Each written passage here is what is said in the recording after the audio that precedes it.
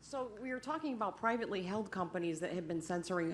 What's your position on public broadcasting, NPR, who also seem to be filling the same kind of role for a certain It's such a great question. They are terrible. They are terrible. And it's not only what they say, it's what they don't say.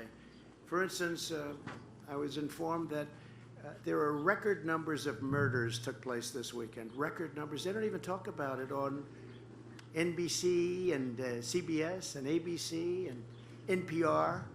They don't talk about it, and it's a big story. That's why the credibility of the mainstream media is the lowest it's ever been. Lowest it's ever been. And you know, I hate to take credit for this, but I'm very proud of the fact that I exposed them for what they are. They are terrible, terrible representatives of our country. They don't talk about crime. They don't talk about Chicago, where you had 260 people shot this weekend. That's in Afghanistan. You know, we didn't lose one soldier in the last more than a year. And I will say that was largely because of me, but I won't take credit. But the good news is I will never be given credit either. But we haven't lost a soldier. Think of it, 260 people shot in Chicago. Massive numbers of people shot in New York. And they don't prosecute these people. These are killers. They don't prosecute these people. They have no process. They only go after Republicans. It's a terrible thing that's happening in our country, and a very dangerous thing, and a very good question. Please, Rob.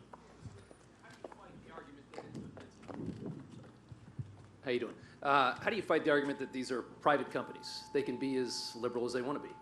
Well, they say that they're private, but they're no longer private. If they gave up their Section 230 liability protection, I would go along with them. I'd say they're private. We'll open up other privates, and other privates will be opened up. I mean, I know that for a fact because I'm involved in that. But I will say that they have Section 230. It's a liability protection, the likes of which nobody in the history of our country has ever received, just a small group. And we're not going to stand for it, and that makes them, in my opinion, very subject to the kind of penalties that we're talking about, which is potentially, John, trillions of dollars. It's a number that the likes of which nobody's seen before. John, you might want to address that.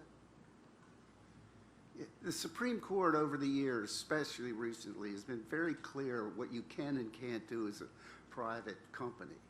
And they've done it all. There's mainly three reasons. The president has talked about the immunity. There's also the coercion by the Congress, congressmen, congresswomen, in the media and in testimony and in their tweets. And there's also the fact that this law, when this law was passed, Zuckerberg was in middle school, okay? It has served its purpose. It's now it has grown into this monster that Congress never intended. And the real bottom line is Congress cannot delegate what it can't do itself, and that's what they've done.